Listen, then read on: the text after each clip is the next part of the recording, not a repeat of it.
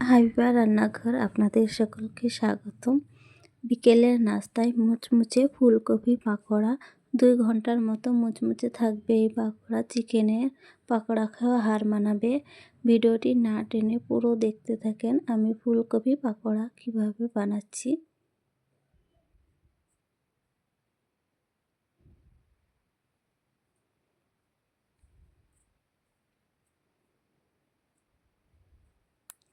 প্রথমে আমি একটি বড় সাইজের ফুলকপি নিয়েছি। ফুলকপিগুলো ঠিক এই সাইজেই কেটে নিতে হবে।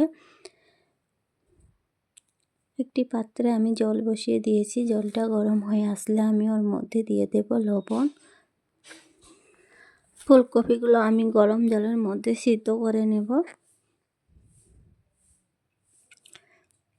আমার ফুলকপিগুলো সিদ্ধ হয়ে গেছে। আমি একে একে ফুলকপিগুলো একটি পাত্রের মধ্যে নিয়ে নিচ্ছি।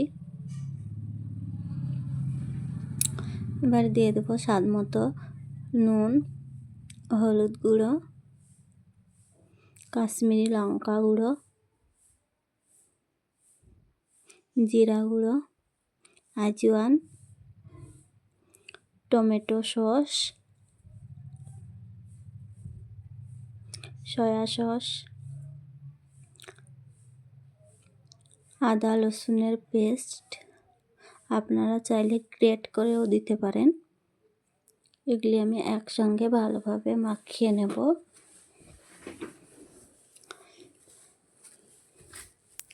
একটা ডিম ভালোভাবে ফুটে নিয়ে আমি ওর মধ্যে দিয়ে দেব।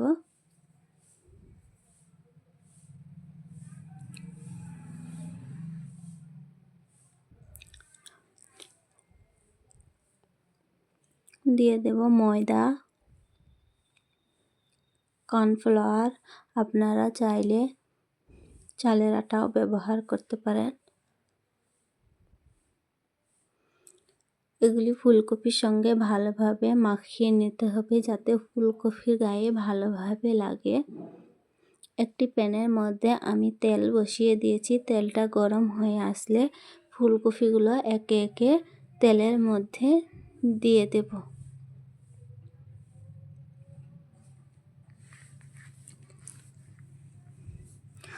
চুলার আঁচ আপনারা মিডিয়াম রাখবেন, তাহলে ফুলকপি পাকোড়াটা ভালো মুচমুচে হবে ও কালার আসবে।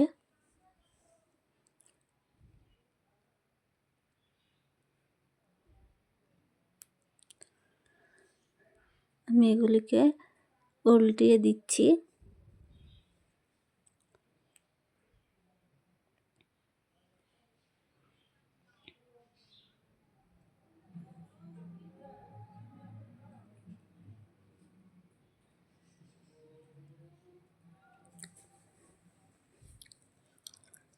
দেখতেই পাচ্ছেন ফুলকপিগুলো কতটা কালার চেঞ্জ হয়ে গেছে।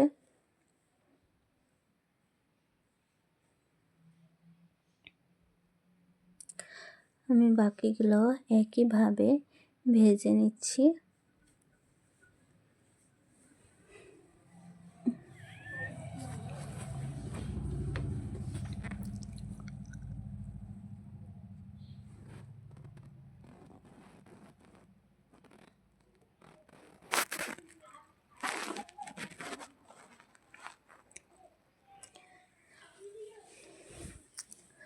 ফুলকপি পাকোড়াগুলো এক পিঠ হয়ে গেলে আমি আরেক পিঠের জন্য উল্টিয়ে দেব। দেখতেই পাচ্ছেন আমার পাকোড়া রেডি, কতটা সুন্দর কালার এসেছে। এখানে আমি নিয়ে নিয়েছি টমেটো সস, একটি ধনের পাতা চাটনি বানিয়েছি। আপনারা অবশ্যই চেষ্টা করবেন এরকমভাবে ফুলকপি পাকোড়া বানানো।